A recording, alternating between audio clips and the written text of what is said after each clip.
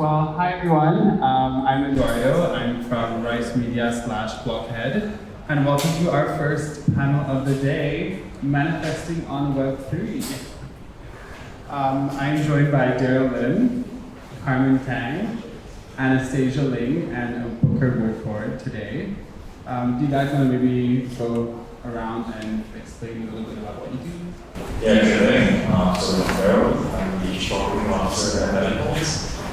We basically created a game that fosters companionship through digital pets, cute digital pets. And all I did was just come back out is that during COVID, so the enrollment strategies went on, and we realized that games like emoji, link pets, sorts, has really allowed people to basically develop this. There's actually foster with that digital media avatar within the games. Yeah. Hi guys, I'm Carmen and I am the CMO of Alchemy Pay. So historically, Alchemy Pay was known as a crypto payment acceptance solution. So we were helping the likes of Celavi, Aldo to accept crypto, or help the merchants to allow the consumers to pay with crypto. Most recently this year, we launched our Realms product, which is essentially allowing consumers to access Web3 services, to buy and sell NFTs, to buy and sell crypto, using traditional fiat payment methods like debit cards, credit cards, alternative payment methods. So really, we see ourselves as like the bridge between Web2 and Web3. Anastasia? I'm Anastasia, I'm the co-founder of Bridgewell. What we aim to do at Bridgewell is to bridge wellness practitioners with the well-being of individuals or corporates. So we go through different platforms, consulting and designing wellness experiences for clients. I am looking for remote health. So similar to what Daryl said about COVID, my background is as a psychotherapist, and when COVID hit, obviously my clients came online. And when COVID eased, a lot of them remained online because it kind of works, but the infrastructure is not very good. So what I found was that there was a lot of barriers to access created by Web2, so we decided to make this marketplace that kind of brings clients and therapists together, but empowers the client with their use through. They own their own data, they own their own mental health records. They can be anonymous if they choose, because there's lots of sensitive situations where people can't seek therapy. It's too risky within their environment at home or whatever. So we're trying to build something that is more holistically future-proof for users to access therapy in any which way they want. So, when we read manifesting on Web3, I'm sure everyone is a little bit confused about what exactly that means. So why don't we all go around and just briefly say to you, what does spirituality or wellness in Web3 mean? Alright. Okay. Yeah. So I think that's what Web3 is. Web3 to me is basically achieving basic human rights, basic goals, democratizing everything that is a right for you. And in terms of spirituality, it's all about serving yourself at the end of the day. It's basically trying to understand who you are, and in a sense, you exist.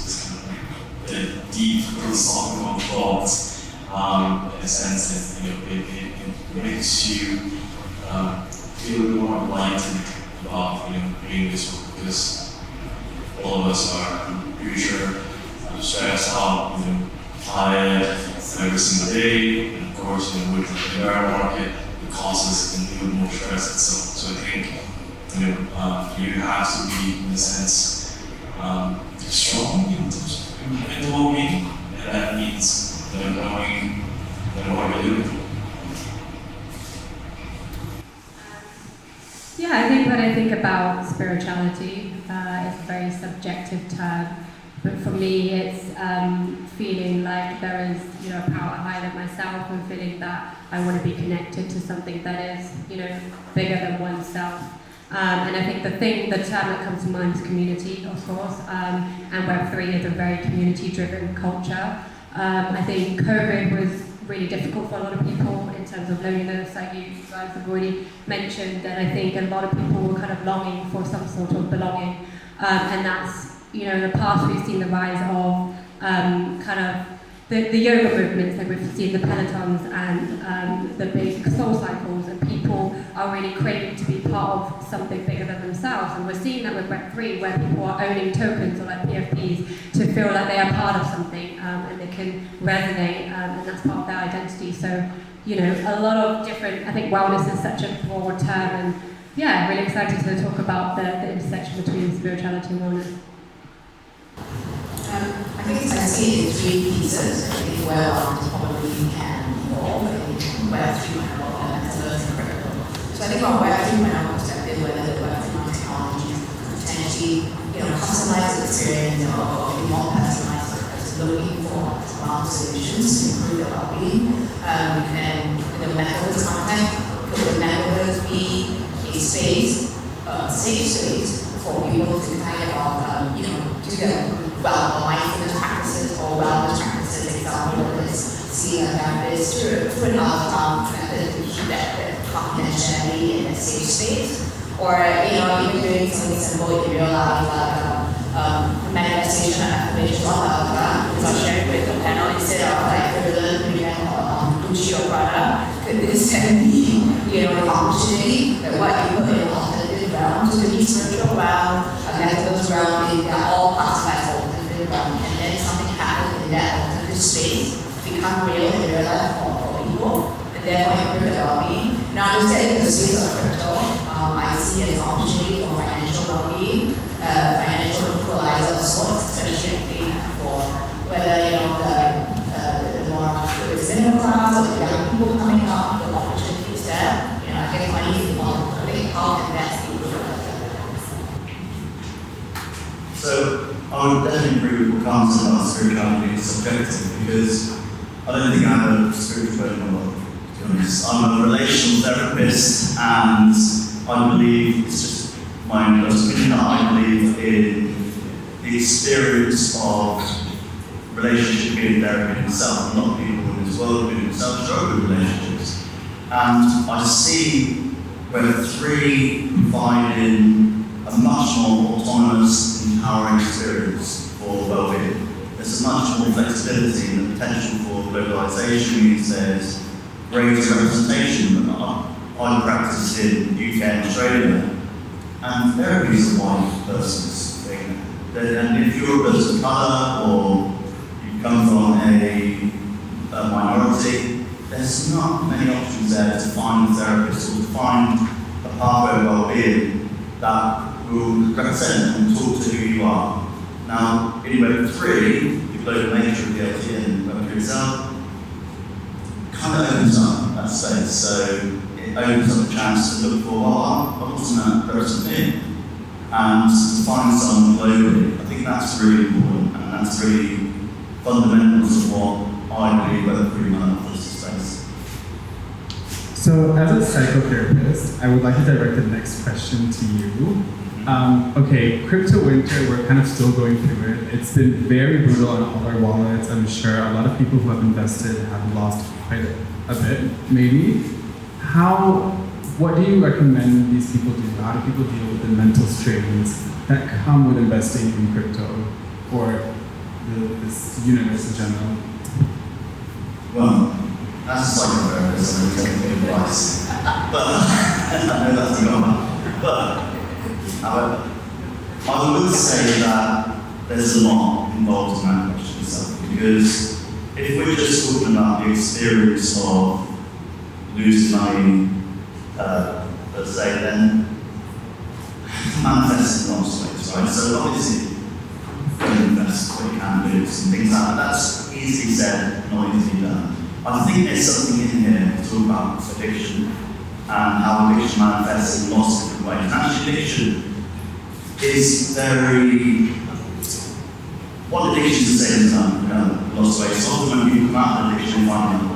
It's a very human nature thing. I think in crypto, and I'm speaking myself in this, same as with social media, it's easy to check the charts in 2 minutes. It's easy to focus on that one thing instead of other things going on in your life. So I guess there's a need for balance, there's a need for an approach to entering Web3, into crypto, to trading, whether it is holding, whatever you like, idea it is, to do it in a way that's self-aware, to know that, oh shit, I'm spending too much time on this thing, and to have that self-awareness, and that's where seeking well-being externally can help, having support, because doing anything else and it's knowing your own triggers, I guess, and being like, oh wow, I've spent 18 hours, that's something.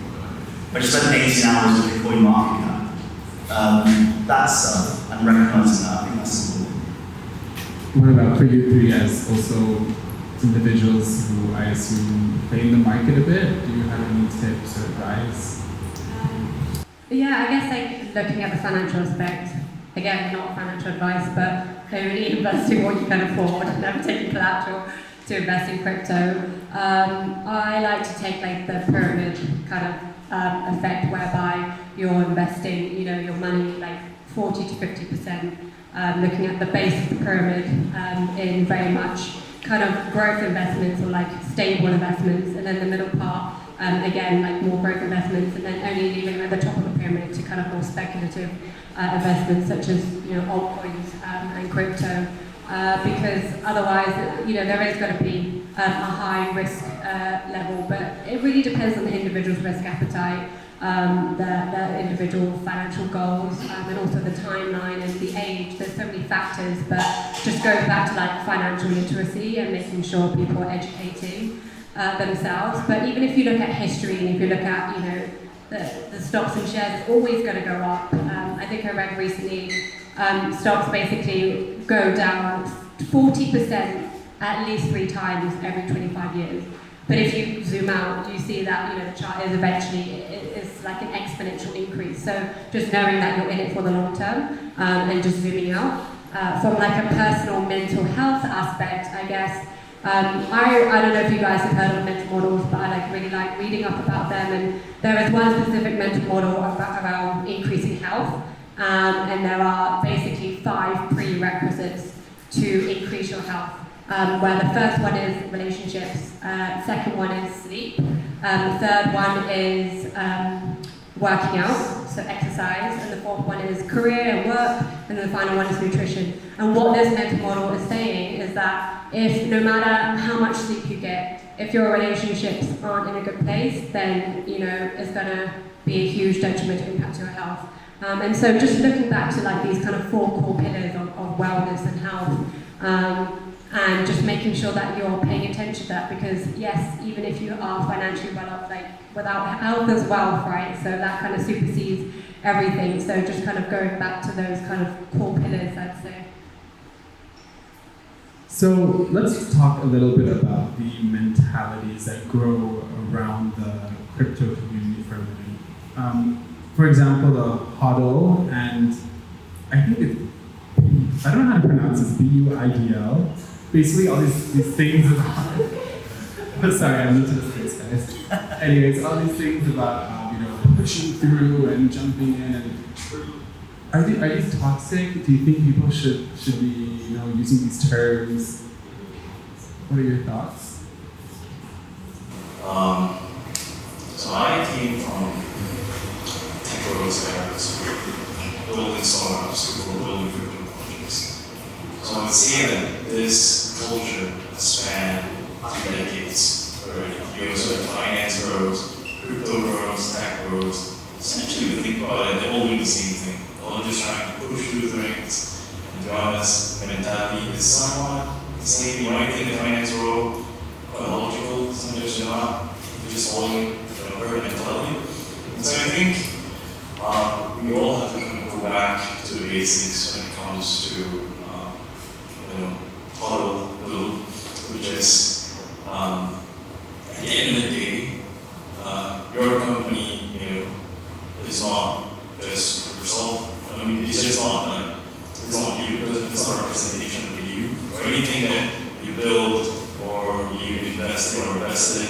that's not a representation of you, right? So you have to understand that it's going to go on, right? So why are you putting all that stress on yourself? Because it's not necessary, and it's just going to cause more stress than necessary. And this is, you can even see this reflected to like, even the tech groups where people are like, oh, if you're running a startup, you're not working from like 4 a.m. to like 2 a.m. You're like, you're supposed to fail. It's not wrong with them. Like people talk about Elon Musk, he does that. Well, yeah, that guy's a genius. Right? And that's him, right? He's psychopathic at some level, I don't know with it. So it's not like, that's him as an individual, right? But everyone's like glorifying the media is glorifying this type of individuals a little bit too much, I would say. And that kind of reflects us all and grows. So I think, at the end of the day, we can ask ourselves too. We are ourselves as individuals. So it's just, we can also be motivated, but you need to take care because and life is more than just all the things that we do. I thought when I announced to it, it's funny that Barry said I just had the same conversation last time with my husband about how things in the world kind of rinse and repeat model, right? So it's the same modus operandi. I mean, you look at Asia Crypto Week, right? You probably look at the FinTech Festival. All those big kind of topics, actually the same things going on, and probably the same group of people, but it's just different content, a different story. So I think if we can zoom out and look at the world in cycles, I mean, I would say look to the nature. In fact, I would be reading Ray Dalio's principle and also follow his changing world order. It's kind of like always rinse and repeat. So to your point, if you zoom out, what's happening now is not like the first time in the history of humanity. So I think we can see that. And I'm also a big fan of Stoicism, right? I think the idea of temperance, right, among the four values of justice, courage, and wisdom, I think temperance in a market that's not doing well may be one of the best philosophy I think all of us can kind of uphold, I feel, right? So I thought we can draw on, the sages or people before us or leaders, kind of use what's good. I think earlier I was important to you. There's so much information in the world, very good one too, with the birth of this Web 2.0.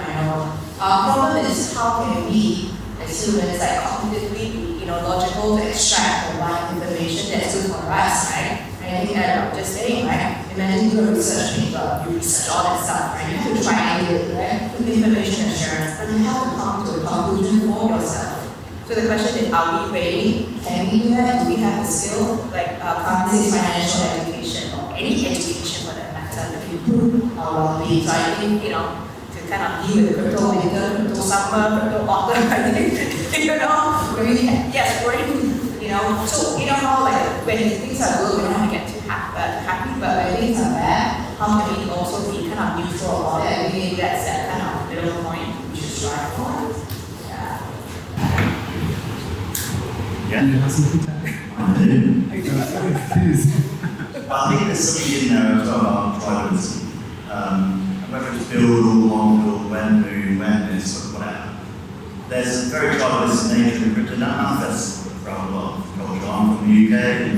In the UK, you saw one football team, you can't marry someone from another football team. I mean, it becomes very intense. I think that it's not a relationship to the whole experience. So if being obsessed with hodling or whatever it is, it's become something that you're married to because something else is going on with you, whatever it is, then it becomes toxic, right? And there is toxic nature to a lot of the crypto spaces and a lot of crypto telegrams. Whatever that means to that person is individual. It's about, again, like the zooming out thing. Yes, in terms of individual, but also internally. Being able to be aware of why, again, I'm talking to myself here, why am I really obsessed with this project? Why am I holding this money in a strong 9%? And I'll tell you, I'm recruiting, and I'm really excited with this project, but that's fantastic. But I do it similar, and then 3 months in, I had this moment of realization in the shower, what am I doing? But it's about, the terms how we'll build themselves aren't toxic. It's how we manifest that person, being able to be aware of that. That's the trick part, I think. And how we do that in Web3 is tricky because there's not that much infrastructure at the moment, and it looks as well as to therapeutic services, which we all want to change. When that comes in, I think it will be easy to spark further. Have you guys heard of the term touch grass?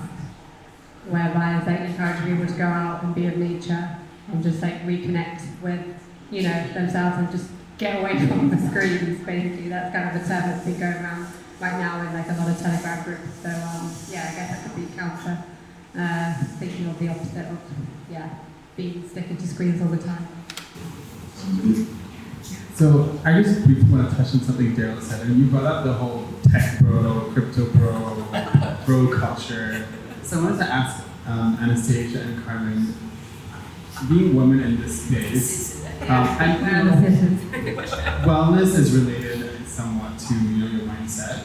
How do you maybe have tips specifically for women about maneuvering the space and keeping sane in an environment that can be very intense and broy? Okay, first. I guess this is it is a very male-dominated industry. I was at NFT NYC earlier this year at Consensus in the US, and there was a meme that was going around. It was like basically a ton of guys in a room, and when you kind of have the validation tests online, which kind of validates you as a person, you click the screens, it's like, click the boxes where you can see a woman, and it's like, wait, there are none, basically. It's funny because it is a very male-dominated industry, but I think what I'm really sick of seeing is just like female panels or like women panels talk about women in Web3, and it's great, but I think we need to hold women accountable just to the same standards that we do for men. Like, why is it that it has to be women in Web3? There's no men in Web3. There's no men panels in Web3, and so I think it's just about the whole industry needs to keep women to the same standards. But I also think something is for me personally, just setting boundaries. There is that kind of hustle culture. I work with a lot of my team members are from China as well, which is obviously a different kind of work pace there. And I think, no one really, a lot of people, especially Gen Z, they're not really associating with the hustle culture anymore. There's this new thing called like quiet quitting, where people just do the bare minimum. I'm not saying you should be doing that, but I do think this is where wellness comes in, and why we need to set boundaries, because our health should always be priority over career or work. So I think for a lot of women, it's like maybe we don't have the same stamina, or just setting boundaries for making sure that we are not trying to like outpace our male colleagues or whatever. But I think it's definitely, we do definitely need more women in the space. I think it is really about a matter of education as well. But now that we're seeing the rise of kind of NFTs, and NFTs has been a great tool to bring Web3 movement into the space, and we've already seen it interact with the fashion industry, the art industry, beauty, and now we're slowly seeing a lot more females come into the space. And I really think, one of the most powerful things females obviously being vulnerable, and I think we can bring a lot to the table by just sharing and thinking authentically to the fact that we are looking for vulnerability. And I think that's one. And two, I always say, right, every man has a number, right? One woman. So and all of us are feminine and masculine energy. I think it's just about kind of embracing that, And the men can say so unfair that so called on the earth, not on the earth, right? So I just want to kind of put it out there. I think it's also within ourselves. I think that we need to be better, but we're not better. We're just kind of sharing our strength. I think that perspective is not a bit better.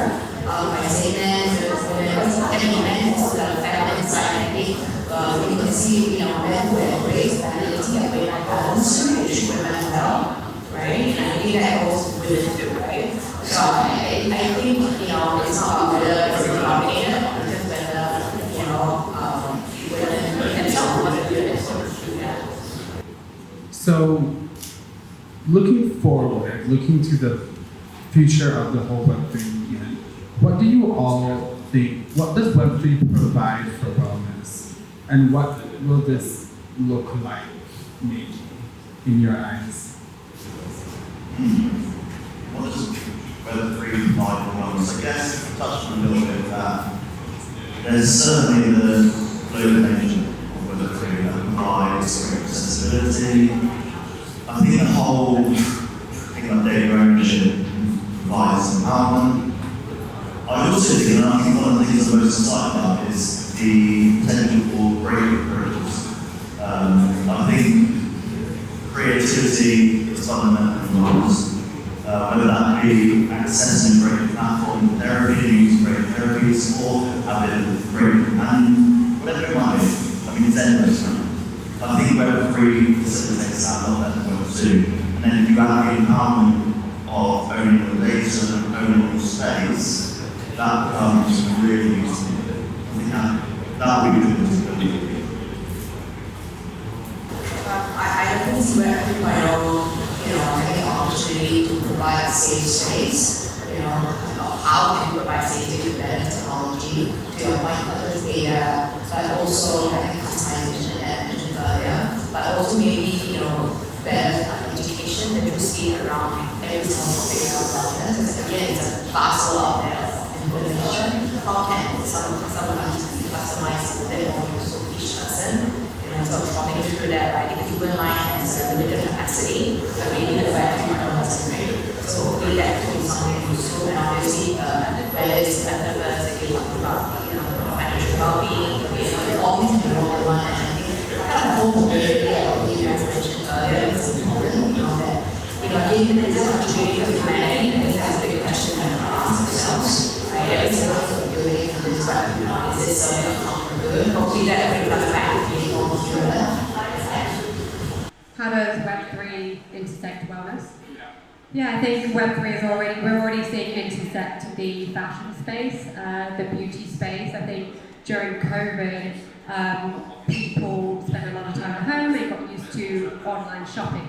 So instead of kind of traditional brick and mortar stores, we have click and mortar stores, and now we're seeing like blended channels, and stores are almost seen as to be very interactive for consumers. And so an example is Burberry. There's a store in China, a Burberry store in China, whereby they basically have different like mirrors where consumers can go and interact with the actual products, and you can actually earn social currencies. You even get allocated like an avatar which kind of hatches from an egg and then changes its outfits as time goes by. And so, you're already seeing how the technology, AR, is very much intersecting with the fashion space. And so, it's only a matter of time where wellness kind of intersects with that. And when you think about wellness, it's like a $4 trillion industry, right? And there's so many pillars. There's like fitness, there's skincare, there's therapy, mental health, there's aromatherapy. There's so much within wellness, and so it's all about trying to touch on the different sensory points. And definitely you'll see technology kind of intersecting with that. And so it's just a matter of getting these wellness brands versed on the space and understanding how they can use the technology and roll out very efficient and good marketing approach. I think my point can touch on the real question is access. I think access is, in terms of Web3, it gives you the safe space, it gives you comfort in the sense of anonymity. I think we were just talking about it, we were joking earlier. If you just say therapist right now, you might think there's client privilege, but let's be honest, if you know somebody that has client privileges, people talk and stuff. So with the whole idea of Web3, and of course, like zero knowledge and so these are, I'll say, new features that creates a safe space that people can know that no matter what it is, I can still seek therapy and still have my identity hidden. And that is a safe space. Because can you imagine, if you are, say, the CEO of some major multinational company and people don't know what they're involved in, do, of course, you have to deal with it. We was kind of talking about the show, Billions. You guys probably watched it. You know that Axe Capital has an in-house therapist, and that's why the in-house therapist share everything with Axe. So to be easy to understand, this is how you motivate your employees, this is what you should do, this is what you should say, right? And it's like, what? I mean, that's how I read this right now, I'm not going to do. Right? So I think with the whole cross section between mental health and mental well-being, Web3 itself, I think the best thing that came out of it has been really creating safe space. So, Booker, with remote health, is that kind of what you are addressing? Is it using the blockchain to basically improve privacy between client-therapist relations, or is it going as far as AR, metaverse, or what? Yeah. Well, I think start with that's a big factor. So we're going to be able to provide people with the decision to be fully anonymous all the way to full disclosure, and all the iterations in between. So if, for example, a woman is in a domestic violence relationship, they're most at risk of femicide at the point where their partner leaves together live.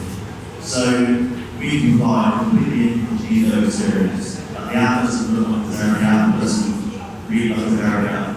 It adds a little bit more security. That it used to be completely anonymous while using us. And yeah, we have to create therapy standards. And actually that's something Web3 can help both of us. It's very, very limited to therapy. Most users go to therapists and don't really know what. Most of them not know what modality they're trained. We can educate on that. But we can also create a bit like on NFT standards. We can create standards for therapy, and that can be also community led as well. It's, I think it's a big, really fundamental use case for DAOs, and that's something we're looking into, where actual users own part of the company and part of the governance process. You can say, well, look, my service doesn't work, and that can build up this kind of organic process where people start to really feel safe and secure in the way that they engage with everything. And that reminds me of stage of what we were talking about before, where you were talking about this potential future world where there's a AR for therapists, or I mean, what was it that? So kind of like, what everyone else is speaking on, right? And, sometimes you see an actual therapist and you bump into her, and it's shot, whether this person doesn't want to be secret, or part of my life is giving this person kind of feeling. And that's the metaverse being an opportunity that I always consider have. I don't need to know what I'm doing for. But I still get that space that we're going to talk about. I think that's not really important. I feel that, I feel privacy is getting more important, especially in the world where everything seems to be all the internet out there, that's the internet out there. So I think that's wrong. Two, again, right, is kind of going using AR and, what you get the more version path, and actually kind of more, a lot of wellness practices within that space, and we're talking about how we're helping people still online, even though there was so I guess how then we help people to bridge between that and getting the physical world at the same time. I think one way is to keep improving the digital world to be actually helpful and not just significant as another way, right? How to not make it addictive. I mean, how to not measure the right to say that we did because the physical realm is a lot of digital too. And we're all about finding a balance and creating the best version of So before we wrap up, I wanted to just ask you all, is there any other points you wanted to touch on, any technologies you're excited about coming up in Web3 or the metaverse that you think will be good for wellness and manifestation? Anything? I'd say specifically talking about the metaverse, I think a company that's doing really cool things is Alo Yoga. Most people will know their lifestyle and fashion brand known for yoga, athleisure wear, but they kind of, diversified into skincare, aromatherapy, but they've just partnered with Roblox to create a kind of digital sanctuary. So you can imagine it's literally like a wellness sanctuary where you can do gong meditations, you can do yoga classes, there's like affirmations in the metaverse. And so just as we have our digital persona in the metaverse, and we do other things like play, work, eat, we need to, incorporate our wellness rituals, right? Because it is about balance in a way. And I think they launched earlier this year and already have over 50 million, members. So there's clearly a real need for that, right? And so I guess for me, it's just how do you kind of incorporate your wellness rituals in the digital space, right? Just as we do in the physical world. And I think they're also incorporating their kind of play to earn concepts, whereby if you attend a yoga class, or if you attend a meditation session, you can earn points and therefore redeem like an aloe cap or whatever in the digital space. So kind of leveraging on like this concept of digital twinning, which is whereby you have like the physical item like in the metaverse. So leveraging on those aspects, NFTs, play to earn, and all these different new kind of Web3 modalities, and trying to incorporate and encourage people to just live a more wellness-inspired life in the metaverse. Yeah. So there's something I'm really excited about in space in VR. I think it opens up things that I've never been able, that we've never been able to do before. So if you think about therapy in the VR space, take a look at maybe social therapy, and you have a client who has great fear of sex. Now, of course, it's a very slow process, but at some point you can introduce sex into the room and work with that and say, like have them in a VR set and have come in. yeah, and they even say someone's scared of aliens. They have the therapist at the end of that work could be attendant at the time and exploring how that experience is. It's maybe a safe way to live your life, and face-to-face therapy are in the same room. I'm not interested in telling why. I'm open to it. And also creative therapy, you have that client can paint the walls, we can build the room, or set in a place that can feel comfortable and safe for them. We do it in the woods. It's that kind of accessibility and flexibility that I think is going to be really incredible going forward. I've got 2 things. I think the first is, so I think there's a lot of opportunities for them to be enriched. Right? So let's say, for example, information and meditation all the time, it's an opportunity for them to amount of time, optimize their sales, business, right? Or NFTs, or energy, or meditation. So I think these are opportunities, especially for our practitioners, but the industry that I created is healers or treater, framework, and I will teach them. Another thing I think, quite said what we now potentially is the change would be by your community currency. If there's an opportunity there for some users to not in the context of IE conference, homemaker, we are not captured in the product system. Is there a way then to quote-unquote report come to a point about point turning system which is nice way for them to earn a income and financially invest. I think it's doable.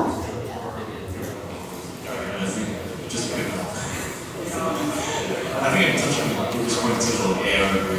I think to the AI awareness might not be there yet. From a technology standpoint, obviously price point and all that. I don't really go there. But the whole idea is that it fosters social interaction, which I think a lot of people actually need in today's world, where we're always on right.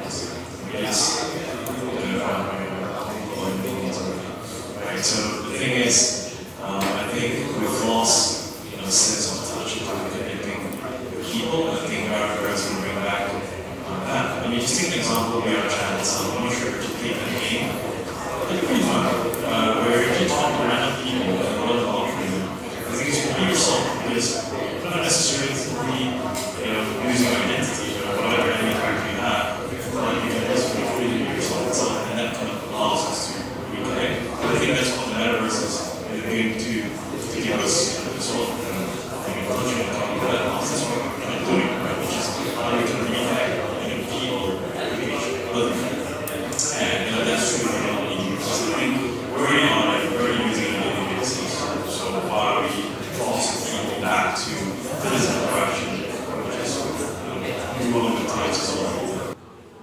Well, thank you all so much. Do we have any questions from the audience? We can probably squeeze in one or two before we have to wrap it up. No? I think we can wrap it up then. Can we have an applause for our